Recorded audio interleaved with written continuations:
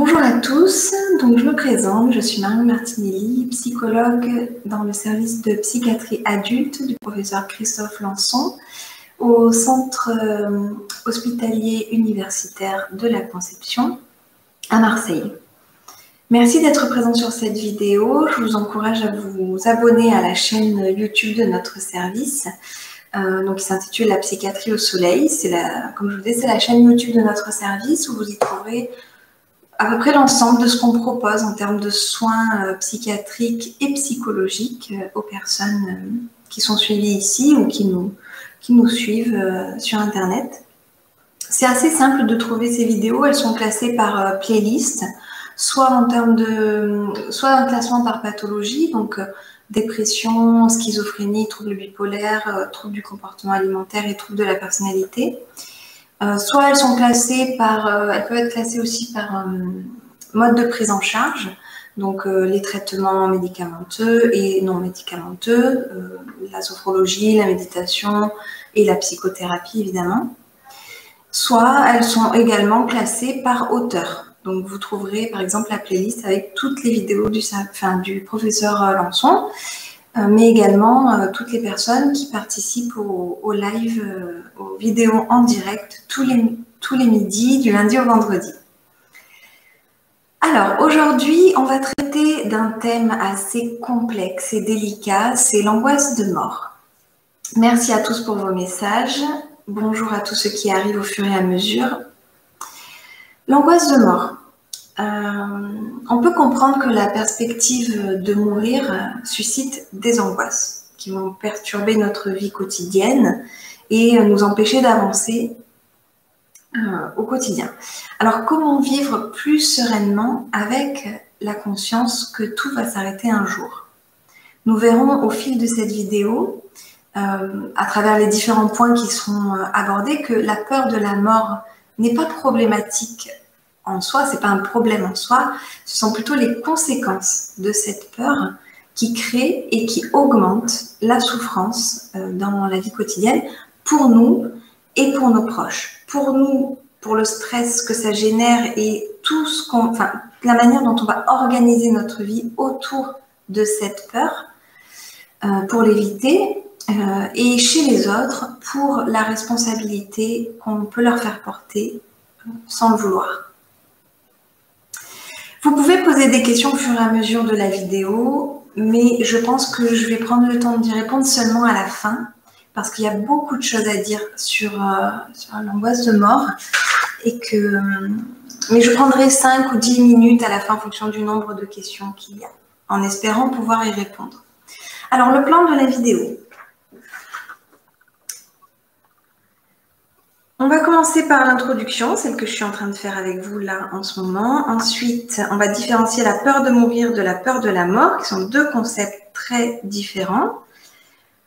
Le contrôle et l'évitement, qui vont être deux thématiques très très importantes au cours de cette vidéo. La manière dont on contrôle et dont on évite au quotidien, qui alimentent deux stratégies très efficaces pour calmer les tensions internes, mais qui au final alimentent la souffrance.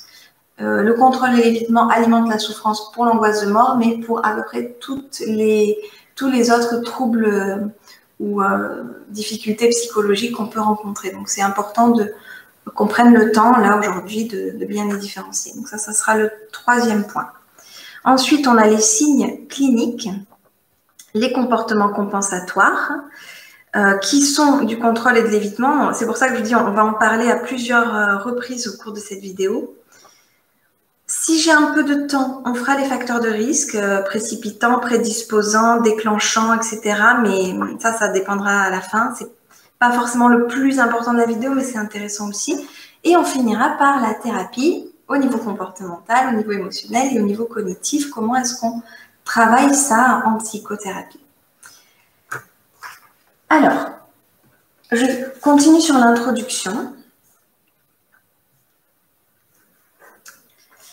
Il faut savoir que la peur de la mort, c'est une peur normale, inhérente à la nature humaine.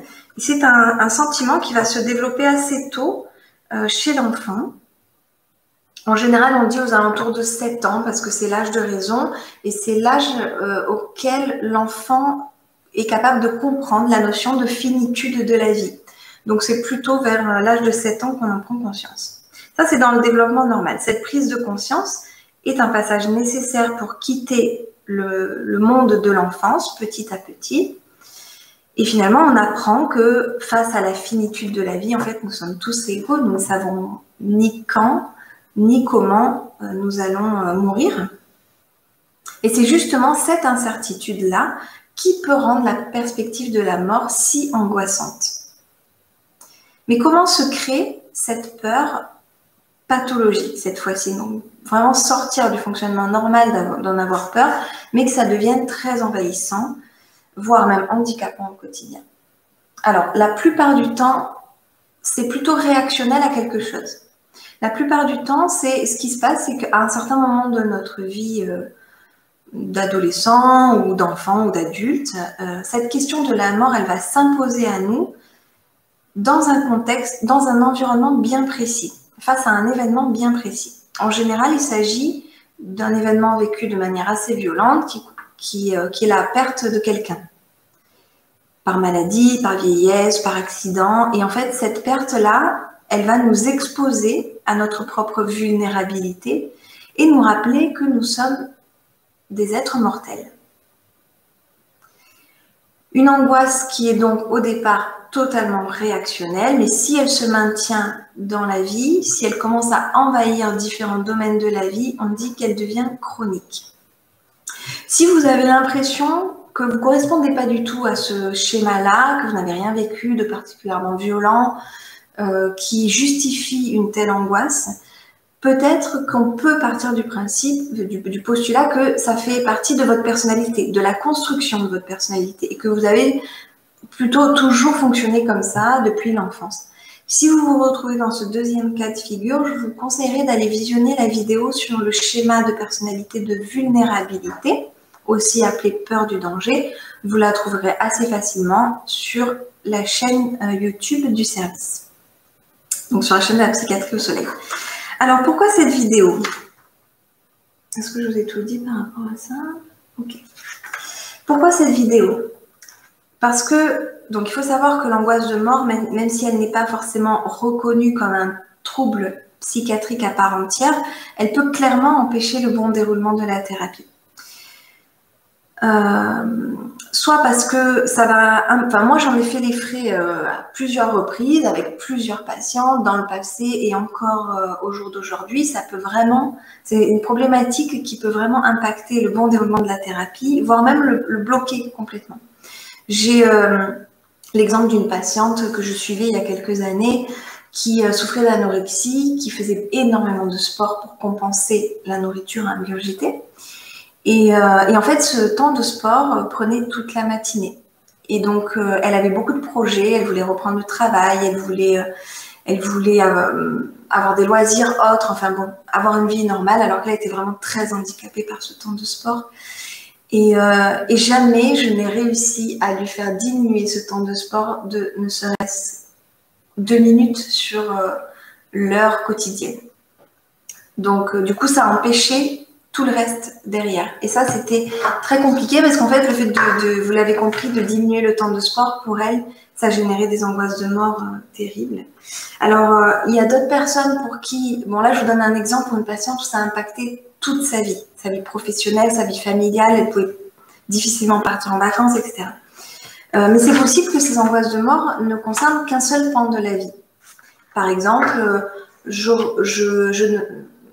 conduis pas sur l'autoroute parce que je pense que je vais mourir si je conduis sur l'autoroute. Donc du coup, je prends les petits chemins. Bon, ben, ça peut m'empêcher de partir en vacances, mais en soi, ça va peut-être pas m'empêcher de travailler, d'aller voir ma famille, etc.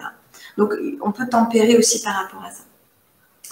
Donc, pour certains patients, tout ça pour dire que le fait de toucher à un comportement problématique dans le quotidien va peut-être les confronter à des angoisses si intenses que finalement, ça va empêcher la modification de quoi que ce soit dans leur fonctionnement global.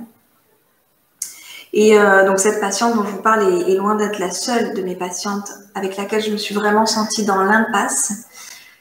c'est justement cette problématique-là qui m'a poussée à réaliser ce cours vidéo sur l'angoisse de mort. J'espère que cette vidéo sera utile pour les personnes qui en souffrent et pour leurs proches, autant que pour mes confrères et mes consoeurs psychothérapeutes et les étudiants qui suivent aussi les vidéos. Elle va durer à peu près 1h15. Je vais essayer de ne pas dépasser 1h15. Et en plus, j'ai cherché sur Internet, je me suis dit, mais bon, moi, j'ai pas l'angoisse de la mort, mais j'ai cherché sur Internet, j'ai tapé la mort dessin, et un des premiers dessins que j'ai trouvé, c'est ça. Alors, rien que ça, c'est angoissant. Hein. Si j'avais pas l'angoisse de la mort avant, après, c'est difficile de ne pas la voir quand on voit ce genre de représentation-là, hyper angoissante. Où est-ce qu'on en est?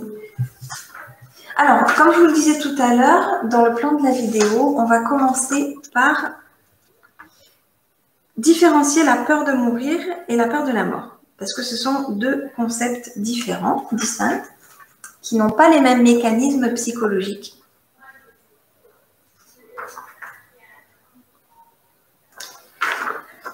Alors là, je vous ai différencié, je ne vais pas vous montrer le bas de l'image. Okay. Donc la peur de mourir ici et la peur de la mort ici. Dans la peur de mourir, qui s'appelle aussi thanatophobie, peur d'une mort imminente, on retrouve des angoisses qui sont fortement présentes dans la vie quotidienne et qui vont se matérialiser sous la forme de phobie. C'est pour ça d'ailleurs qu'on utilise le terme phobie. Mais en réalité, c'est beaucoup plus vaste que ça, puisque ça va de l'angoisse d'être atteint dans notre intégrité psychique ou physique. Par exemple, l'angoisse d'être détruit psychologiquement ou de ne pas réussir à se sortir d'une situation en particulier sans avoir des séquelles psychologiques. On retrouve aussi le fait que l'on court un grand danger dans certaines situations bien précises. Je vous parlais par exemple tout à l'heure de la peur de conduire sur l'autoroute, de la peur donc de mourir dans certaines situations. Est-ce que vous avez d'ailleurs, je vais vous faire participer tout au long de la vidéo pour ceux qui ont l'accès au chat, est-ce que vous avez des exemples de situations dans lesquelles on court un si grand danger que du coup on va devenir phobique par rapport à ces situations? Moi, je vous ai donné l'angoisse l'exemple de l'autoroute, mais il y en a peut-être d'autres qui vous viennent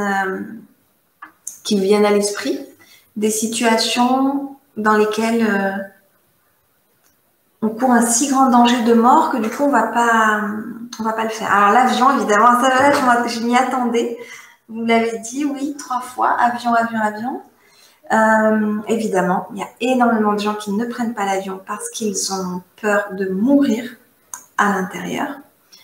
Tout ce qui est lieu fermé, ascenseur, tout ce qui est lié à la claustrophobie, le vide, donc les falaises, les hauteurs, l'escalade, tout à fait.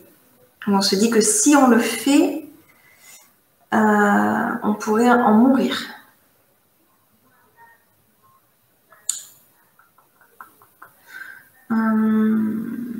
Le cheval, les animaux de manière générale, ça peut générer une peur phobique, effectivement. Les sports extrêmes. Tous les moyens de transport, oui, je l'attendais celui-là. Le fait de monter dans un bus, alors il y a l'avion évidemment, mais il y a aussi tous les autres moyens de transport.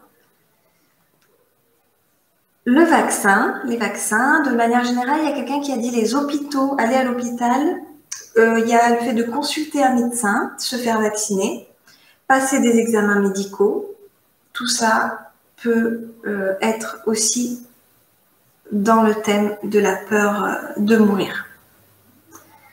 Nager dans le noir, c'est un petit peu plus spécifique.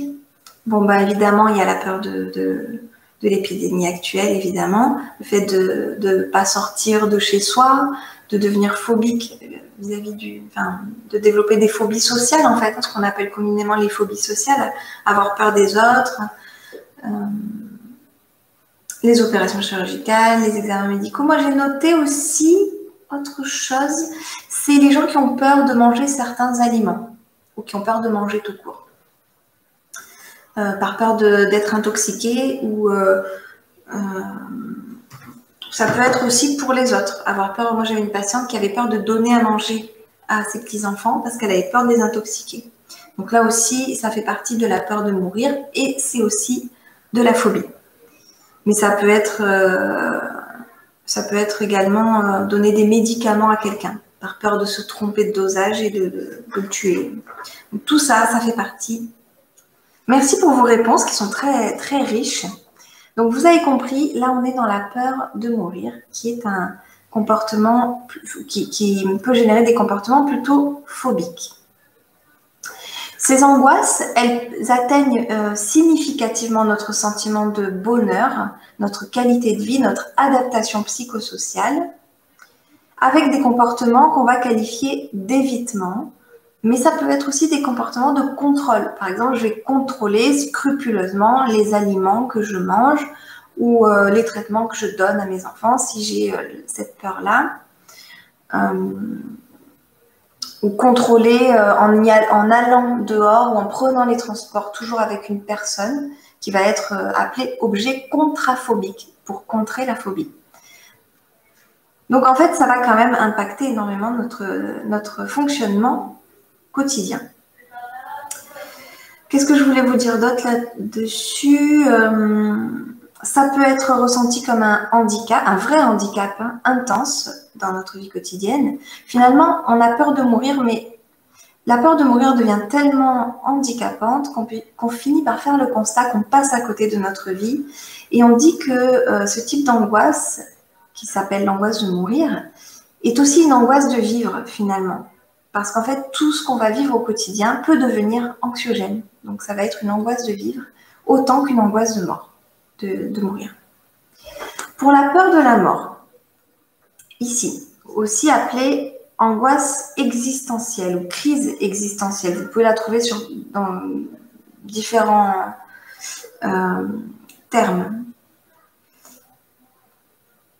qui s'explique le plus souvent par un besoin, conscient ou inconscient, de tout contrôler. La mort comme la vie. Donc là, on va plutôt être dans l'évitement et ici, on va plutôt être dans le contrôle, si on peut faire des généralités.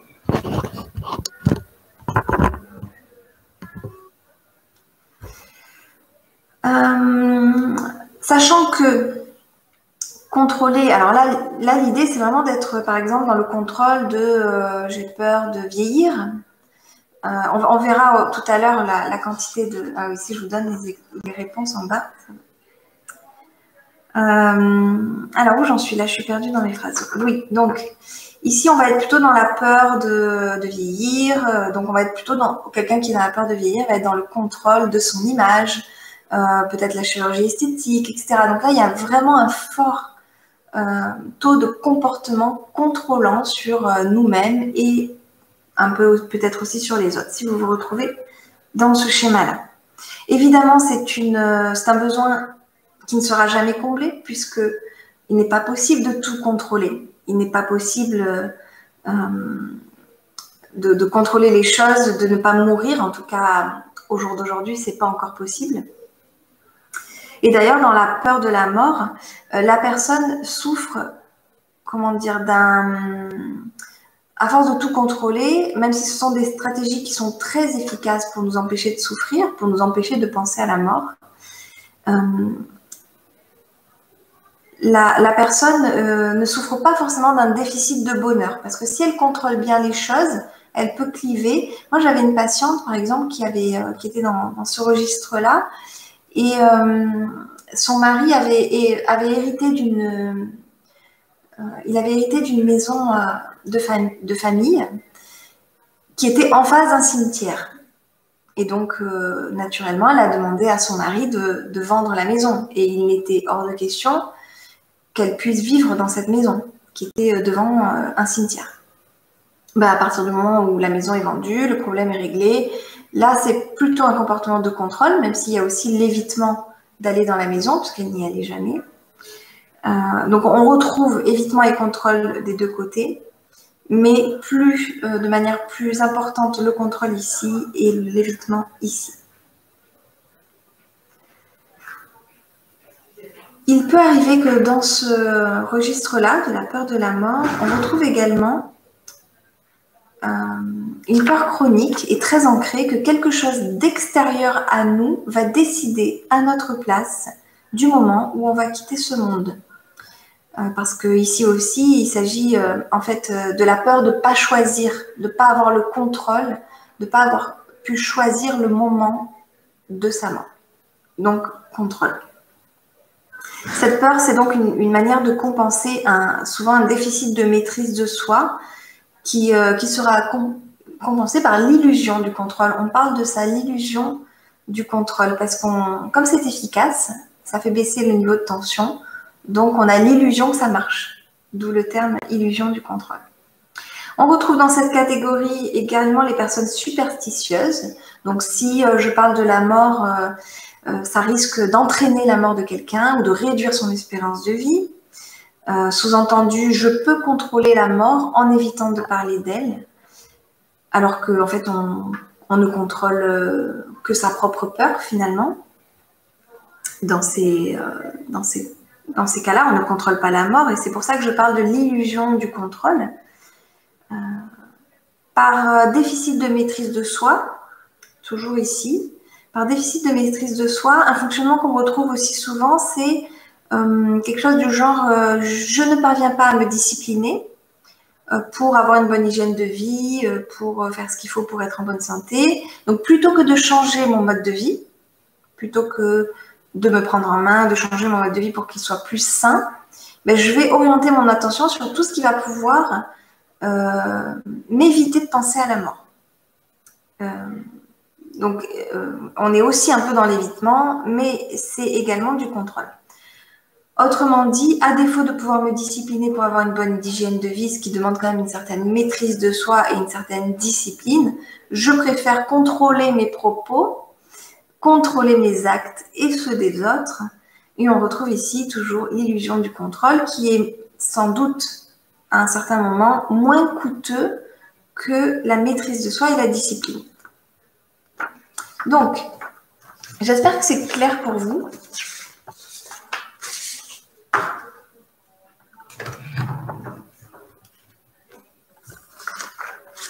Donc tout ça pour vous dire que si je prends mon dessin en entier, ici on est dans les comportements compensatoires d'évitement. Ici on est dans les comportements compensatoires de contrôle. Mais on retrouve dans les comportements d'évitement, on parle plutôt les personnes qui sont très évitantes.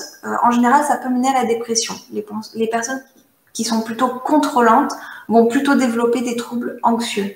Et comme on retrouve les deux dans l'anxiété, enfin l'évitement et le contrôle dans les deux, on va retrouver de l'anxiété et de la dépression aussi dans les deux.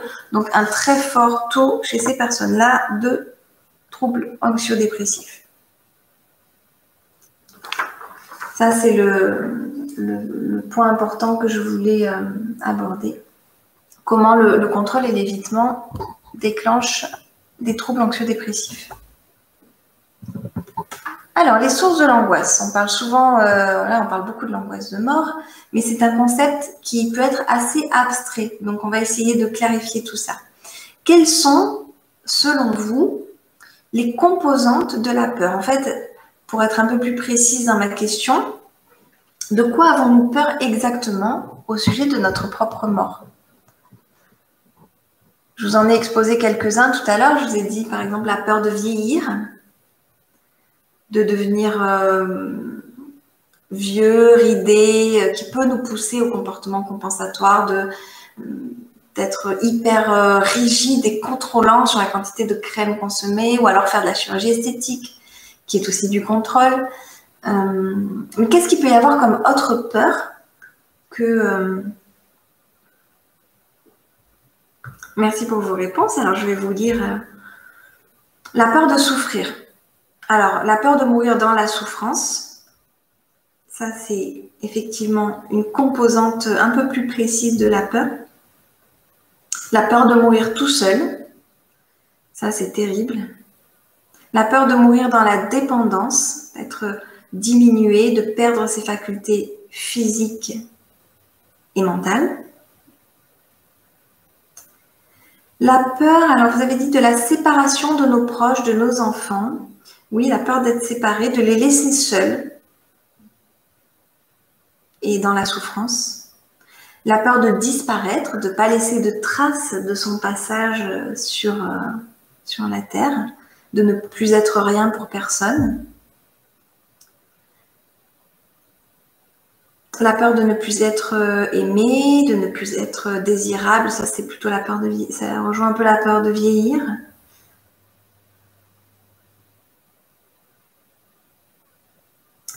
La peur de ne plus être vivant, de ne... Qu'est-ce que j'avais mis moi? De passer de l'autre côté en ne sachant pas s'il existe vraiment quelque chose derrière. Que se passe-t-il ensuite? Tout à fait, c'est exactement ça. Et alors une peur aussi que je crois que vous n'avez pas citée, ou alors je ne l'ai pas vue. Peur de faire souffrir nos proches. Ok, vous les avez tous proposés. Et voilà, et Nathalie, le dernier, c'est celui que j'attendais. Peur de ne pas avoir le temps ou la possibilité de réparer une injustice, de résoudre un problème. Si on vient à disparaître, l'injustice ne pourra pas être réparée ou les regrets seraient là pour toujours en fait, puisqu'on n'aura pas eu le temps de les résoudre. Donc c'est la peur de vivre avec ses regrets finalement. Oui, c'est une vidéo angoissante, mais en même temps c'est important de parler de tout ça en détail si on veut pouvoir ensuite en sortir ou en tout cas avoir une vie... Et bien du coup, justement, ce que vous dites, Antigone, ça me fait penser que, voilà, l'importance d'approfondir sa réflexion.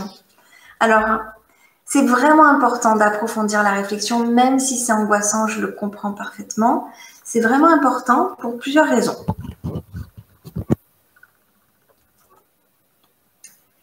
Pour plusieurs raisons. D'abord parce que ça favorise l'introspection, donc faire face au problème plutôt que de l'éviter. Vous avez compris, j'imagine, que depuis tout à l'heure, si je vous parle de l'évitement et du contrôle, c'est justement pour prendre conscience que ça alimente la peur plus que ça ne la résout, en tout cas sur le long terme, et que du coup, il va falloir sortir de l'évitement et du contrôle. Et comment en sortir? En faisant face.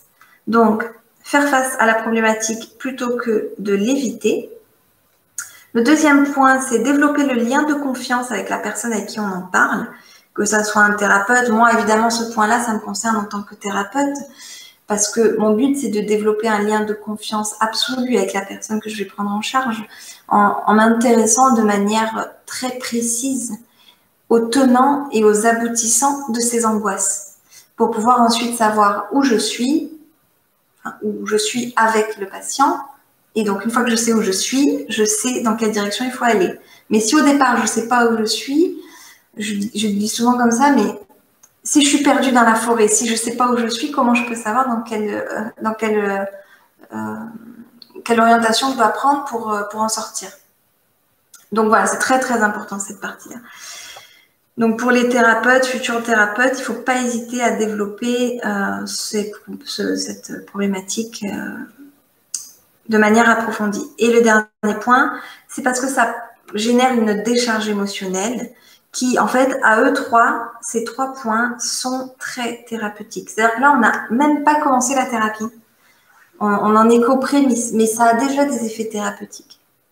Et la décharge émotionnelle aussi, c'est très important parce que la personne peut avoir honte de certaines pensées angoissantes qu'elle a dans sa tête. Il faut savoir que les angoisses de mort sont souvent corrélées à des scénarios catastrophes, voire des fois même complètement délirants. Donc, il y a une honte aussi à en parler. Et du coup, ça favorise à la fois le lien de confiance et la décharge émotionnelle. On va pouvoir enfin parler de ce qui nous fait peur et de ce qui nous fait honte. Donc ça, c'est très important. Les signes cliniques. Les signes cliniques, où je les ai mis?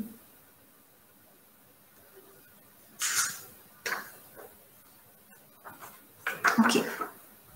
Merci pour vos réactions, mais je répondrai à la fin pour pas trop perdre de temps et pas que ça parte un peu dans tous les sens. Je prendrai 10 minutes à la fin pour vous répondre. Alors, les signes cliniques. Je ne sais pas pourquoi j'ai écrit symptômes, parce que symptômes, ça fait maladie, donc voilà. On va dire que j'ai écrit signes cliniques. Donc, vous l'avez compris, l'évitement de tout ce qui pourrait entraîner ou accélérer la mort, la sienne ou celle des autres, comme conduire, sortir de chez soi, prendre l'avion, voilà, tout ce que vous avez cité, l'impossibilité de se rendre dans des lieux liés à la mort, les cimetières, les hôpitaux, l'impossibilité de regarder des cadavres, même sur une photo, même à la télé. Tout ça, c'est des comportements d'évitement.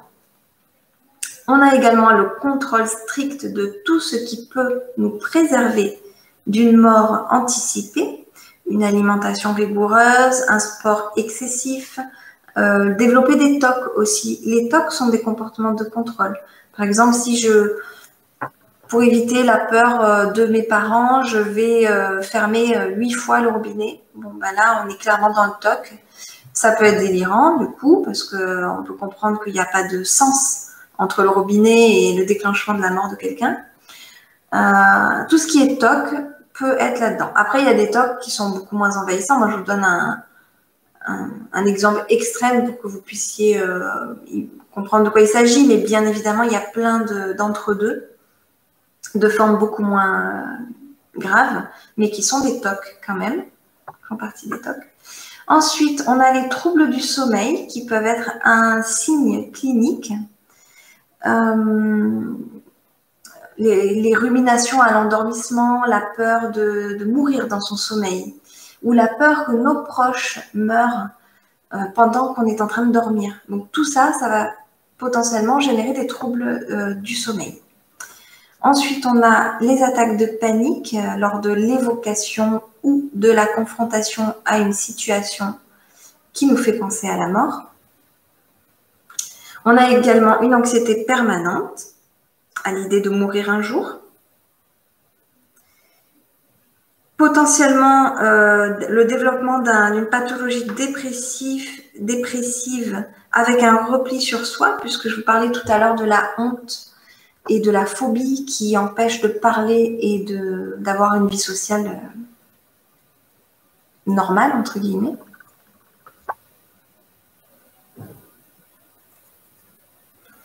Et le dernier, le discours anxieux autour de la question de la mort. Alors, on va différencier discours anxieux et discours serein vis-à-vis de la mort pour que vous puissiez distinguer comment est-ce qu'on en parle de manière anxieuse et de manière sereine. Si vous vous retrouvez donc sur cette vidéo parce que vous cherchez des solutions pour ne plus souffrir, gardez en tête que l'intention quand même de la thérapie sera de changer ses croyances sur la question de la mort et de ses comportements de contrôle et d'évitement actuels, en se disant plutôt que le discours anxieux, est-ce que je l'ai le discours anxieux? Alors, je le lise comme ça. Donc le discours anxieux, ça serait si je vis une vie pleine de regrets, de non-dits, de peur, quelle douleur ça va être de devoir quitter ce monde sans avoir accompli ce que je voulais accomplir, ce qui était vraiment important pour moi. Ça, c'est un discours plutôt anxieux vis-à-vis de la mort. Si on est dans un discours plutôt serein, ça serait quelque chose du genre si je vis une vie pleine, riche, pleine de sens, après avoir eu une vie remplie de belles expériences, on peut imaginer que le fait de quitter ce monde sera moins une lutte. Parce que j'aurais entrepris ce que je voulais entreprendre, j'aurais vécu ce que je voulais vivre. Il est très probable que je ressente plus de l'acceptation que de la lutte. Donc voilà pour les discours sereins et les discours anxieux. Sous-entendu, en fait, cette peur de la mort, lorsqu'elle est expliquée par... alors, il faut quand même bien distinguer s'il y a un trouble pathologique ou s'il n'y en a pas. Et en plus, il n'y a pas de seuil pathologique au niveau de la symptomatologie. Vous pouvez vous retrouver dans plusieurs points. Vous pouvez le retrouver dans un seul, mais qui est extrêmement envahissant. Donc là, ça sera à vous, avec vos proches, d'en parler, ou avec un thérapeute, c'est encore mieux, un médecin, c'est encore mieux. de pouvoir en parler parce que ça permettra potentiellement de trouver un début d'aide pour sortir de ça, si vous le souhaitez. Qu'est-ce que je voulais vous dire d'autre sur les signes cliniques? Je pense que j'ai fait le tour là-dessus. Je vois que vous réagissez beaucoup. Oui, la vidéo est angoissante, c'est certain. Et sur la chaîne de la psychiatrie au soleil, j'entends aussi que les vidéos sont assez angoissantes. Mais en même temps, on est là pour parler de psychothérapie et de troubles psychiatriques. Donc, c'est normal aussi d'aborder ces sujets. Ça serait même un contresens qu'on ne le fasse pas. Alors, on en est au comportement compensatoire. Si on arrive à les gérer, ces comportements compensatoires, que c'est pas trop envahissant, ces angoisses ne vont pas forcément nous empêcher d'être heureux. La souffrance vient plutôt du fait que ces recherches de solutions, donc appelées comportements compensatoires, qui sont là donc pour nous permettre d'éviter de penser à la mort, d'éviter d'y être confronté, d'éviter des situations qui pourraient nous mettre en danger ou mettre en danger nos proches. Finalement, ce qui est problématique, c'est les conséquences que ça va avoir et la manière dont ça va envahir notre vie. Inutile d'ajouter que ces recherches de solutions sont généralement plutôt vaines, puisqu'il n'est pas possible de ne jamais être confronté au danger et il est impossible de ne pas mourir. Ou en tout cas, pour le moment, comme je vous le disais tout à l'heure.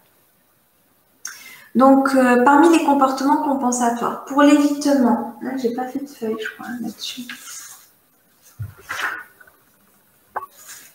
Ok. Pour l'évitement, on a, vous l'avez dit tout à l'heure, les médecins. Je pense qu'ici, on a tout dit, donc je vais zapper cette partie-là. Ne pas faire d'anesthésie générale par peur de ne pas se réveiller, de ne pas se faire opérer, ne pas aller dans un hôpital, ne pas aller dans un cimetière ou vivre près d'un cimetière. Lutter contre le sommeil. Et pour les comportements de contrôle, je vous ai parlé des tocs, je vous ai parlé de la superstition. Faire beaucoup d'enfants aussi pour laisser une trace de son passage sur Terre, ça je ne vous l'ai pas dit, mais ça peut être également, pour certaines personnes, ça peut être un comportement compensatoire contrôlant. Surinvestir le travail et l'accomplissement personnel pour créer et laisser quelque chose après son passage. Et la recherche de solutions compulsives, les inquiétudes qui peuvent concerner soi-même, par exemple, où je me cache dans la maison si jamais c'est la guerre ou si jamais des cambrioleurs arrivent, où est-ce que je peux me cacher dans la maison. Et ça peut être également des angoisses concernant les autres. Comment est-ce qu'ils vont faire pour vivre sans moi? Ces réflexions auxquelles il est souvent difficile de trouver des solutions, des réponses, et qui ont plutôt tendance à alimenter l'angoisse qu'autre chose. Finalement, on pense au pire, très souvent, on pense au pire qui pourrait arriver, mais on ne pense pas souvent au meilleur ou au point positif, parce qu'on pourrait se dire, ben c'est le matin, finalement j'ai passé la nuit, et puis tout va bien, personne n'est entré par effraction, personne n'est mort, je me suis inquiétée pour rien. Et puis se rendre compte qu'on s'inquiète pour rien. C'est pas forcément quelque chose que les personnes font spontanément le matin en se réveillant, de se dire ah, quelle chance, je me suis inquiétée pour rien. Même si évidemment il y en a qui le font, mais c'est plutôt rare je trouve. Donc c'est important de le dire. Ça fera aussi partie de la thérapie, même si ça sera beaucoup plus complet que ça évidemment. Les facteurs de risque. Est-ce qu'on a le temps là? 40 et après ça sera la thérapie. Okay. Donc je vous reprends le plan. On a fait l'introduction. On a parlé de la peur de mourir versus la peur de la mort. On a parlé des comportements de contrôle et d'évitement.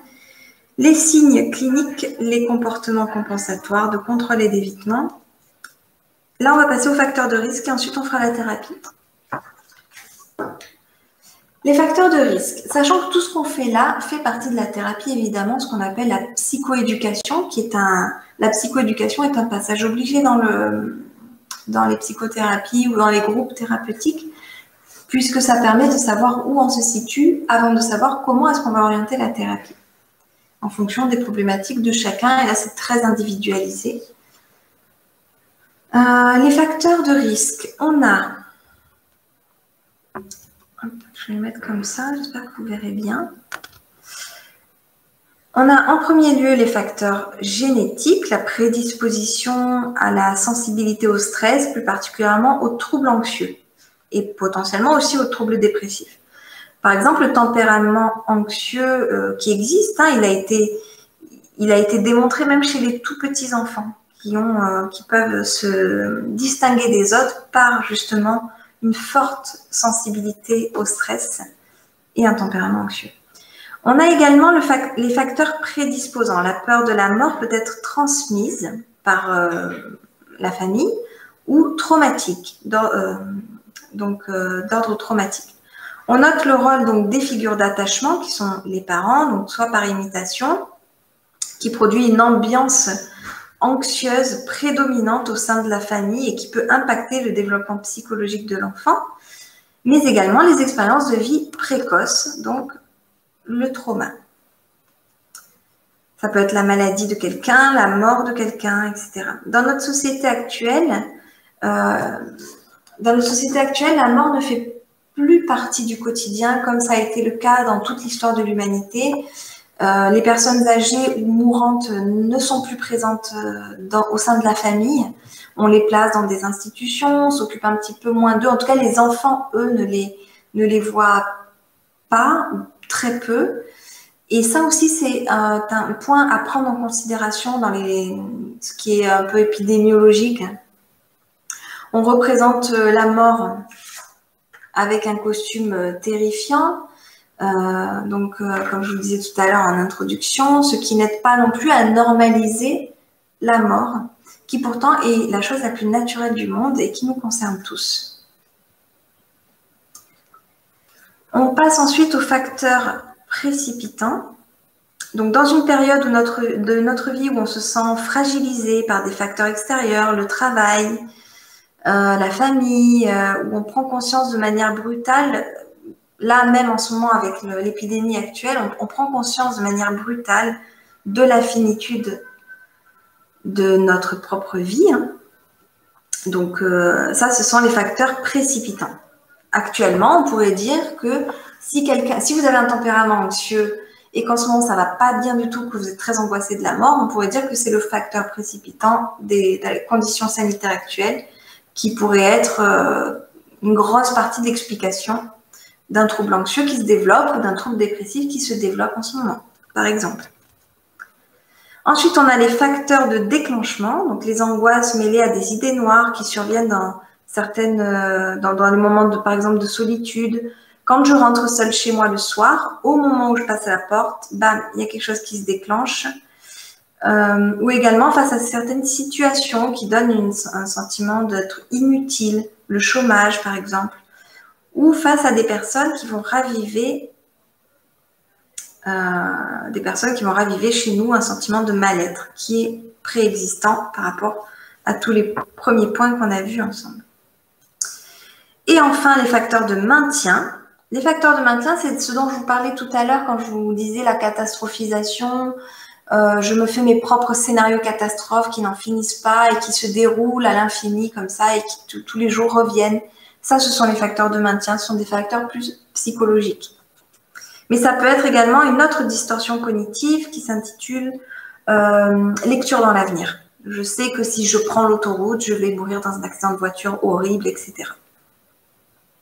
Donc ça, ce sont les biais cognitifs que, si vous souhaitez y voir un peu plus clair, tout à l'heure, je vous parlais du schéma de vulnérabilité pour les biais cognitifs. Si vous voulez aller développer un peu plus ça, vous allez sur la chaîne de la psychiatrie au soleil toujours et vous tapez distorsion cognitive.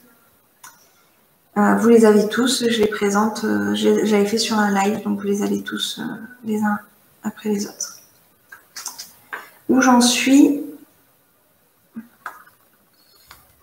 Donc, qu'est-ce que j'ai mis? Biais cognitifs et schéma de fonctionnement. Donc, schéma de fonctionnement, ça serait plutôt le schéma de vulnérabilité. Les biais cognitifs, je vous ai donné l'information, ça on est OK. Donc, par exemple, si je vais consulter un médecin, il va m'annoncer que je suis malade, et donc du coup, ça va être horrible. Et puis ensuite, je vais faire des traitements, et puis ça va servir à rien, et puis je vais mourir, etc., etc. Tout ça, c'est les facteurs de maintien.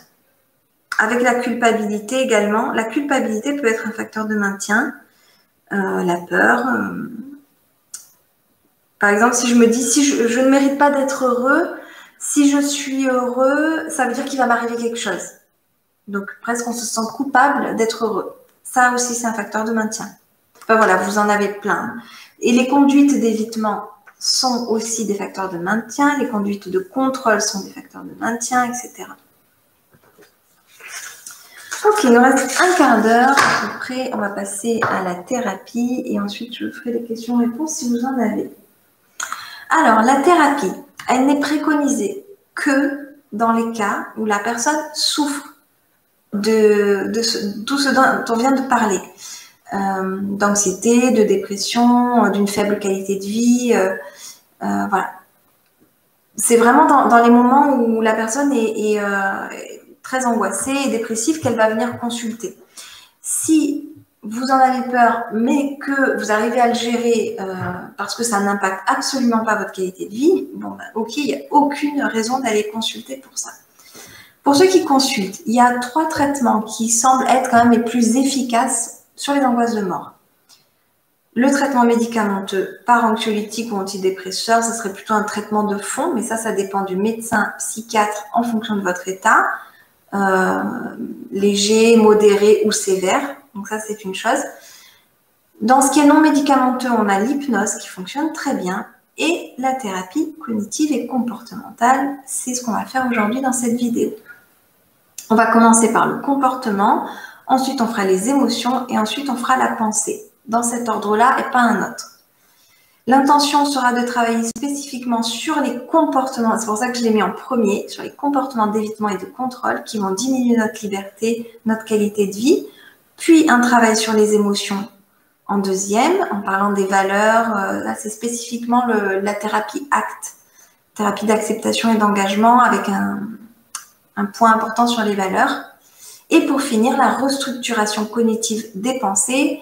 Là, c'est la deuxième vague des TCC pour ceux qui connaissent. Alors que l'acte, c'est la troisième vague. Si le fait de changer vos habitudes vous semble trop violent pour vous, comme ça pouvait être le cas pour ma patiente au début, lorsque je l'avais pris en charge, que votre but, c'est plutôt de comprendre plutôt que de changer, parce que déjà comprendre, c'est une fin en soi, comprendre l'origine des symptômes. Là, à ce moment-là, je vous conseillerais aussi vraiment d'aller, en plus de cette vidéo, regarder celle sur la vulnérabilité, peur du danger. Alors, à chaque fois qu'on commence la partie de thérapie, pour ceux qui me suivent, je vous demande systématiquement en quoi est-ce utile, quels sont les avantages de ce schéma, ce fonctionnement, cette problématique. Donc, du coup, je vais vous poser la question aussi pour ceux qui ont accès au chat. En quoi est-ce utile de s'inquiéter de la mort, d'après vous?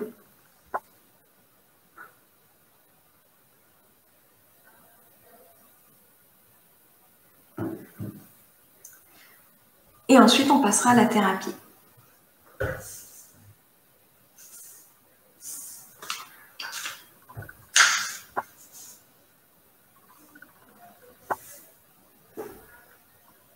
Alors, en quoi est-ce utile de s'inquiéter de la mort? Vous me dites, pour se maintenir en bonne santé, pour être plus dans les moments présents, pour savourer plus la vie, pour mettre du sens à sa vie, pour ne pas oublier qu'il y a des limites à ne pas dépasser. Tout à fait. Pour éviter les situations à risque, parce que la peur éloigne le danger. Pour ne pas oublier de vivre davantage le moment présent, avoir conscience du sens de la vie. Ok, donc il y a d'un côté le fait d'anticiper les dangers potentiels et de s'en protéger, et d'un autre côté, le fait de profiter des instants de la vie quotidienne. Donc d'un côté la protection et de l'autre côté la pleine conscience de chaque instant de la vie.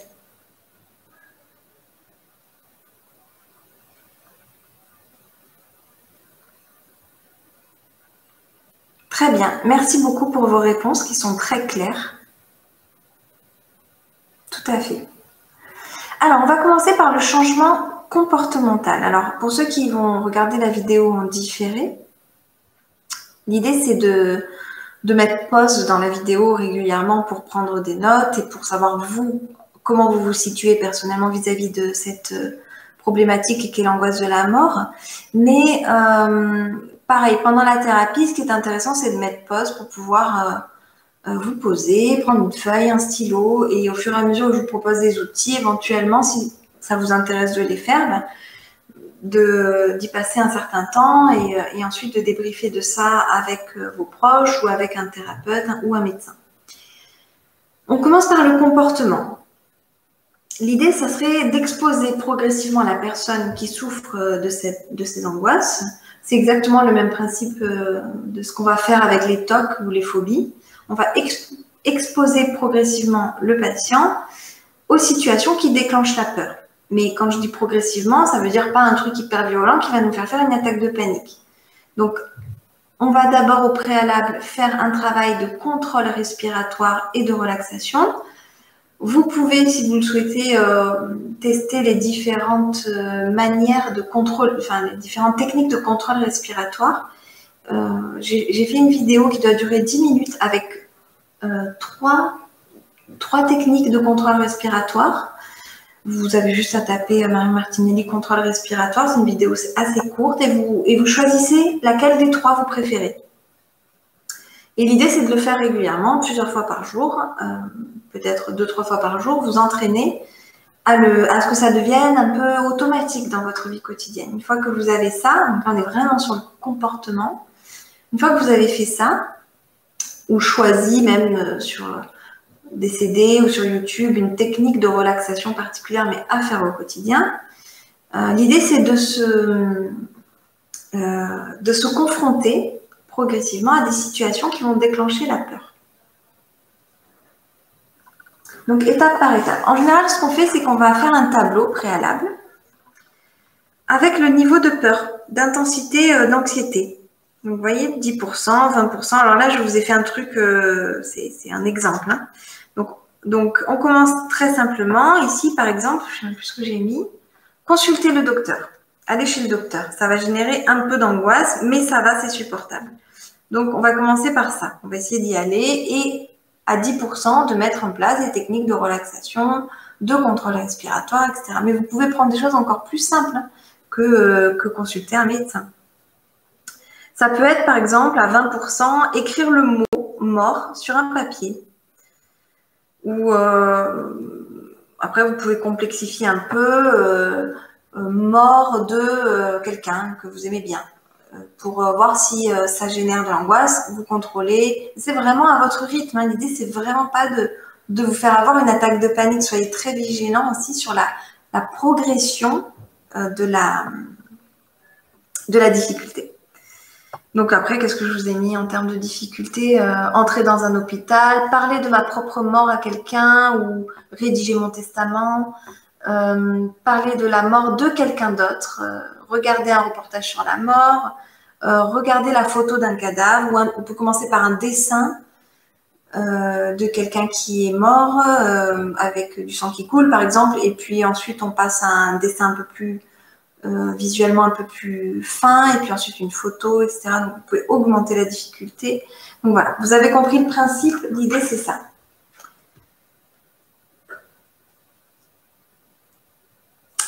Qu'est-ce qu'on a d'autre dans le changement comportemental? C'est reconnaître avec le thérapeute les comportements d'évitement et de contrôle que l'on met en place face à des situations anxiogènes peuvent être problématiques pour nous. Donc, quelles sont les conséquences? Par exemple de contrôle, ce que je vous disais tout à l'heure, je me mets en couple avec quelqu'un qui a une maison proche d'un cimetière, je lui fais vendre sa maison. Ça, c'est du contrôle. Mon enfant, j'ai une autre patiente qui était dans le cas où son fils sortait le soir. Elle ne pouvait pas s'endormir tant qu'il n'était pas rentré, même s'il rentrait très très tard dans la nuit. Elle ne pouvait dormir que quand il était à la maison. Ou alors, imaginons même qu'elle l'ait empêché de sortir. parce que du coup, c'est trop dangereux pour lui de sortir. Tout ça, c'est du contrôle. Et l'évitement, donc ça, je vous l'ai dit déjà pas mal de fois, répéter tout ce qui peut être évité, les hôpitaux, les cimetières, etc.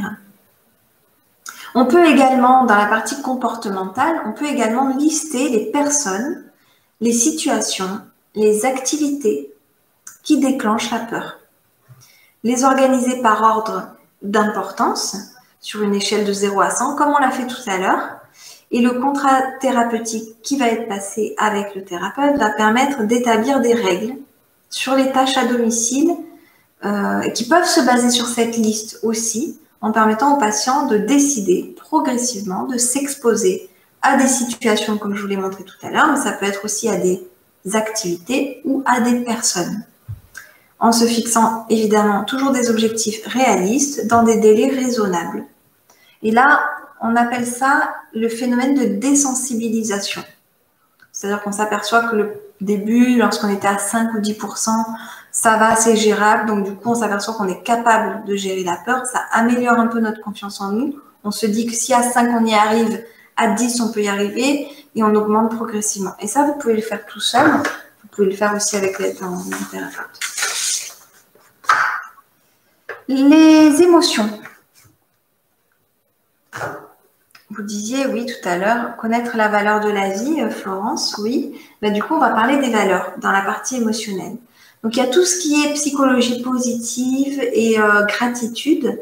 Donc, au moment du coucher, listez les choses positives que vous avez fait dans la journée pour contrecarrer les pensées de mort liées au coucher, si c'est votre cas. Et le fait d'être dans des scénarios de recherche de solutions pour y échapper, que ce soit pour soi ou pour ses proches. C'est cette technique-là, en fait, de la gratitude, c'est un exercice de gratitude, c'est cette technique-là qui a montré les meilleurs résultats en termes d'amélioration de la qualité de vie de manière globale, même pour les personnes qui ne souffrent pas d'angoisse de mort. Donc, je vous encourage à l'utiliser. Vous pouvez aussi, au moment du repas, si vous êtes en famille, vous pouvez aussi faire un temps de gratitude ou au moment du repas ou à un autre moment, faire un temps de gratitude, 3 choses que j'ai aimées dans ma journée pour forcer en fait le psychisme, même nos enfants, à penser à ce qui a été positif et à en être heureux.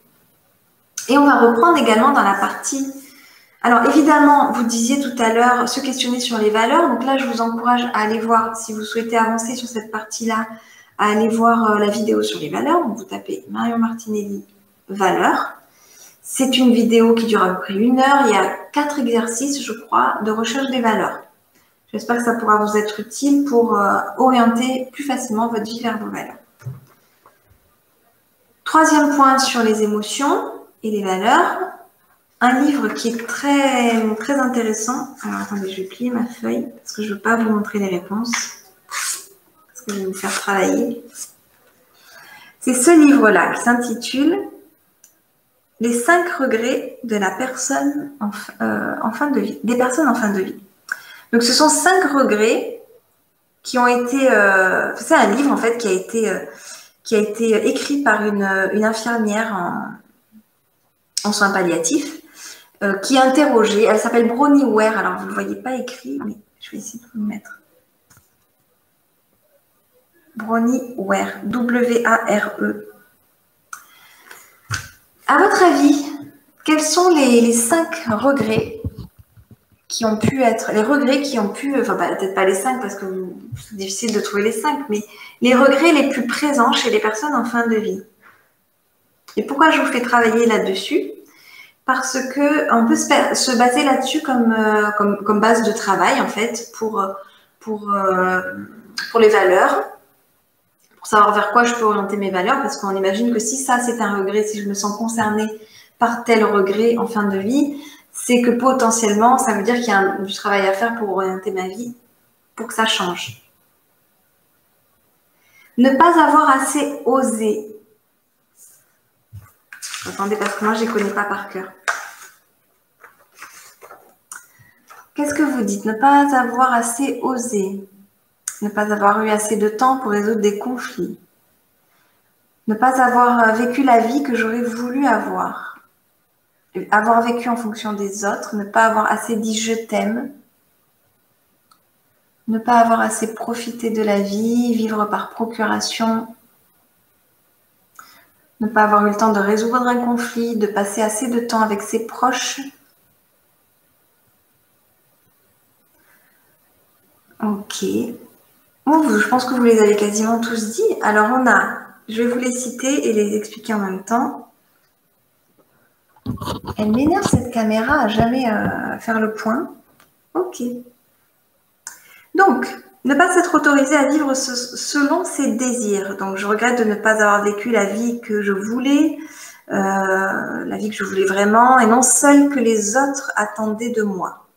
Pour ce regret-là, je vous encourage à aller voir, si vous vous retrouvez dans ce regret-là, je vous encourage à aller voir les vidéos sur l'assujettissement et l'abnégation, qui sont toutes les deux présentes, disponibles sur la chaîne YouTube de la psychiatrie au soleil. Deuxième regret, ne pas avoir assez exprimé mes sentiments. Je regrette de ne pas avoir dit aux gens que j'aime, que je les aimais, de ne pas avoir formulé des critiques aussi librement, des critiques constructives librement. Là, on va plutôt se retrouver dans ce qui est la peur de l'abandon. Au niveau des schémas, vous pouvez aller visionner la peur de l'abandon ou le schéma d'imperfection. Si je verbalise les choses que j'ai sur le cœur, alors je vais être perçue comme une grosse égoïste. Ça, c'est de l'imperfection. Ensuite, il y a avoir trop travaillé. Avoir trop travaillé, à trop passer de temps à travailler, ce qui a généré un déséquilibre entre ma vie personnelle et ma vie professionnelle. Ici, je vous encourage à aller voir le schéma d'idéaux exigeants et un autre qui n'est pas encore filmé, mais que je vais faire bientôt, le surcontrôle émotionnel. Donc, si vous voyez cette vidéo en différé, idéaux exigeants et surcontrôle émotionnel.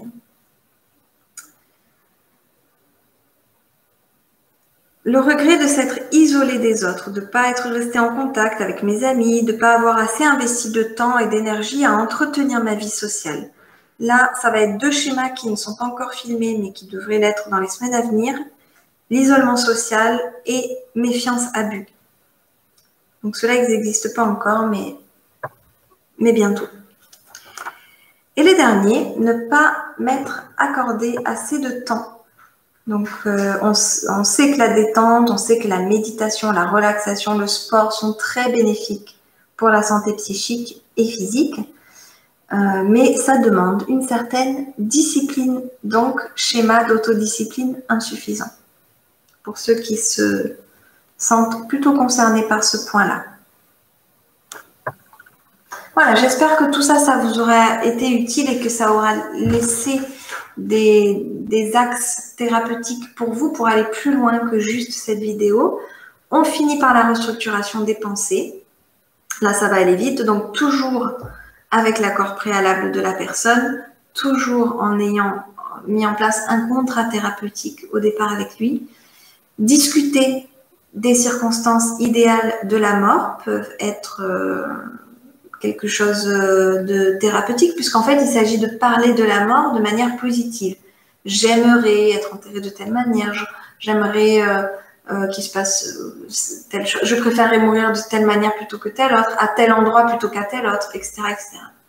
Donc ça se prépare. Et voilà, et le fait de parler de manière positive de la mort plutôt que négative peut être un axe de travail en psychothérapie. Rédiger son testament pour comprendre qu'on peut parler de la mort et la préparer sans pour autant être envahi d'angoisse. Pour autant que ça se fasse dans de bonnes conditions, au bon moment et que ça ne soit pas trop chronophage. Et je pense que j'ai fait le tour de tout ça. Pour le deuxième regret, ne pas avoir assez exprimé ses sentiments, mais vous pourrez le revoir, peur de l'abandon et imperfection. Donc j'ai fini avec ce cours, je ne sais pas si on va appeler ça un cours. J'espère qu'il vous aura été utile. Donc si vous avez des questions, là je vais revisionner vite fait du début, mais il y a tellement de questions et d'échanges que j'ai peur d'en rater. N'hésitez pas à reposer la question pour qu'elle arrive tout de suite en bas du chat et que je puisse la voir, facilement. Alors, ça, ok.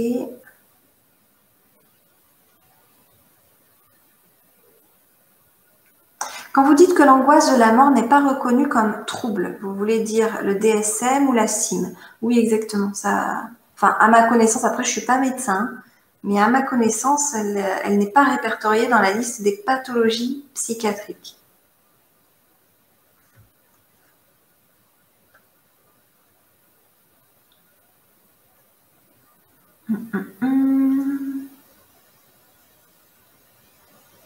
Donc là, vous avez répondu, hein, c'est pas des questions.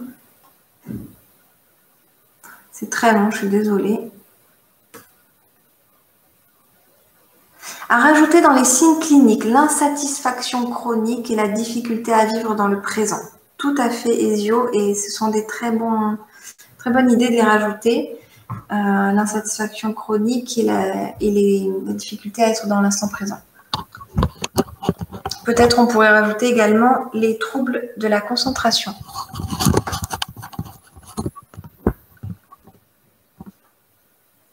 Également. Mais qui sont inhérents plus aux troubles anxieux et aux troubles dépressifs qu'à l'angoisse de mort en particulier, à mon avis, enfin à mon sens. Comment accompagner l'enfant dans cette prise de conscience de la mort? Alors, je ne suis pas du tout spécialisée pour les enfants. Je pense que déjà, soi-même, il faut être bien au clair avec le fait qu'on ne transmette pas l'angoisse à son enfant. Donc, il y a un vrai travail à faire sur soi avant d'en parler. Effectivement, comme le dit Nathalie juste après, les livres de Dolto, il y a plein d'autres livres. C'est bien d'avoir un support parce que moi, j'ai un livre pour mes enfants que je trouve super qui s'appelle Gaston, le petit garçon qui posait toujours des questions. Et en fait, il demande à ses parents c'est quoi la mort, alors où j'étais avant de naître et où je serai après la mort. Et les parents expliquent. Et moi, je me sers de ça avec mes enfants. Et je trouve que c'est rassurant pour moi pour en parler de manière non anxiogène. Mais voilà, en fait, il y a plein de livres. Moi, je vous conseillerais de prendre un support. Comment rassurer son enfant qui n'arrive pas à dormir? Pareil, essayer de trouver des livres. Après, moi, je suis vraiment pas spécialiste des enfants, donc je vais pas trop répondre à cette question.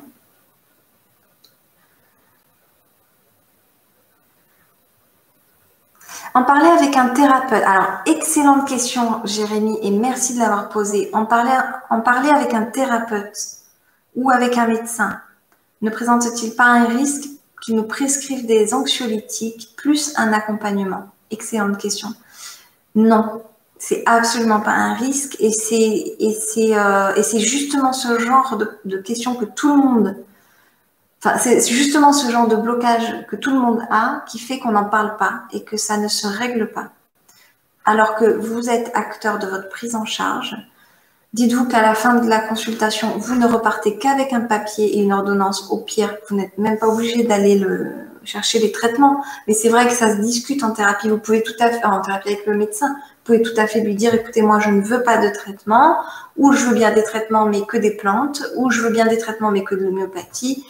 N'ayez pas peur parce que vous allez en parler, ni d'être interné, parce que ça ne se fait plus à l'heure actuelle. On n'interne pas les gens de force, sauf s'ils sont un danger pour eux-mêmes ou pour leurs proches. Là, dans l'angoisse de mort, c'est pas du tout le cas. Et on ne force pas les gens à prendre des traitements, encore moins, ça c'est impossible. Par contre, le fait d'en parler peut être un début d'introspection pour savoir aussi, par rapport à la gravité du trouble, est-ce que je décide finalement de me faire aider avec des traitements ou pas? Est-ce qu'une psychothérapie suffit ou pas? Ça, c'est propre à chacun. Donc, merci d'avoir posé la question en tout cas.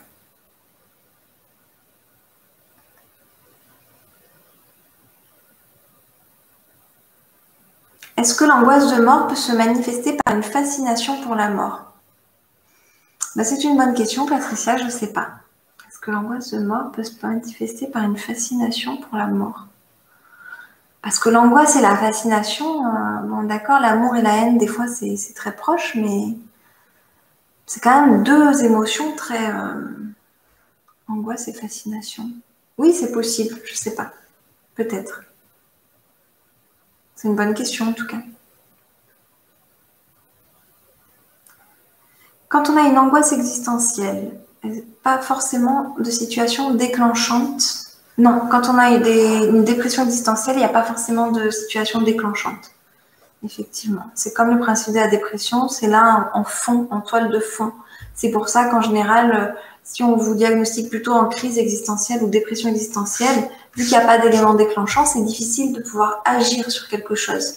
Donc, dans ces cas-là, effectivement, le traitement de fond, traitement médicamenteux de fond, semble être le plus approprié parce que ça répond à la problématique et à la chronicité de la problématique.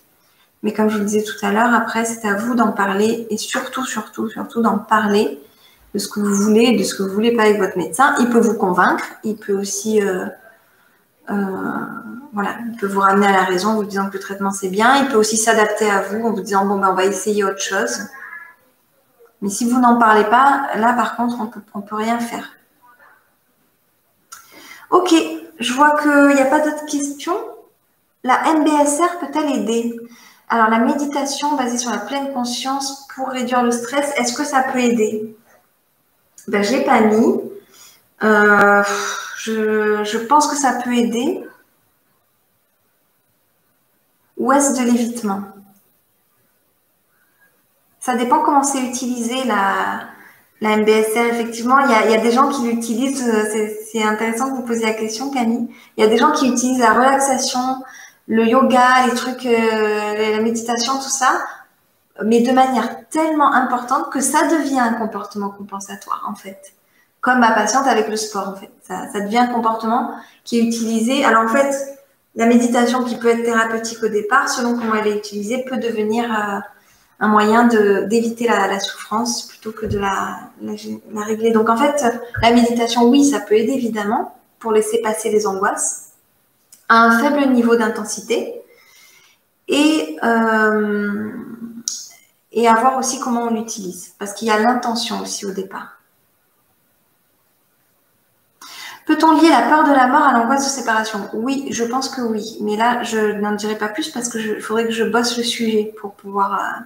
Mais oui, je pense qu'il y a un lien direct entre l'angoisse de séparation et la peur de la mort. D'ailleurs, dans les sources de la peur, il y avait... dans les sources de la peur, il y avait mourir seul et abandonné. Donc là, on est sur la séparation. Et il y avait aussi les proches. Laisser mes proches seuls. Donc, il y a un point commun, ça c'est très probable.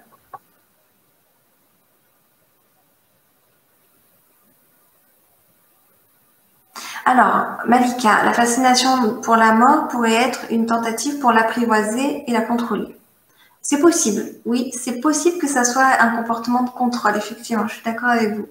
Vu sous cet angle, je suis d'accord. Les traitements les plus efficaces non médicamenteux pour améliorer le sommeil lié aux angoisses de mort. Ben, je vous l'ai dit tout à l'heure, normalement c'est plutôt l'hypnose qui donne les meilleurs effets.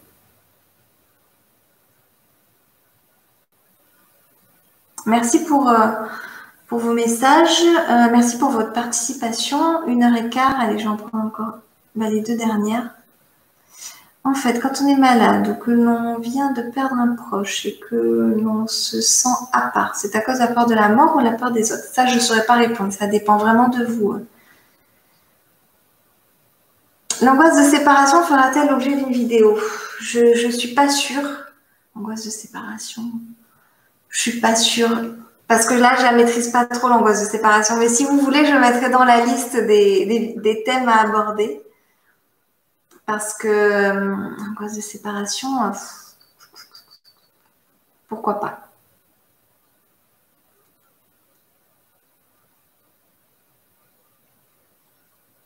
Est-ce que la peur de la maladie est une angoisse de mort? Oui, certainement. Je pense que oui. C'est très probable qu'il y ait un lien aussi. Après, vraiment, ça dépend de chacun. Oui, Lucas, j'ai déjà dit par rapport, vous pouvez le re-regarder, mais j'ai déjà dit comment on jumelle les autres vidéos avec celle-ci en fonction des problématiques bien précises. Donc, vous pourrez revoir ça. Ok, bah, ça fait 1h15 pile poil, je ne voulais pas dépasser. Et finalement, je ne dépasserai pas. Donc, c'est cool. Bonne journée à tous. Merci d'avoir été là.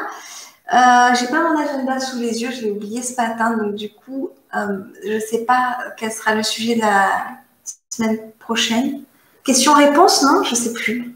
Question-réponse la semaine prochaine, je crois, si je ne me trompe pas.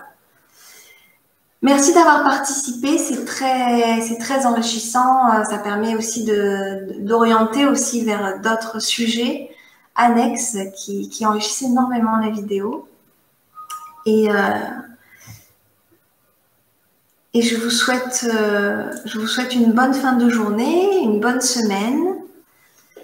Et n'oubliez pas de faire connaître aussi la chaîne pour diffuser tout ce contenu pédagogique qui, je l'espère, pourra être utile au plus grand nombre. Merci beaucoup. Bonne journée à tous et à lundi prochain.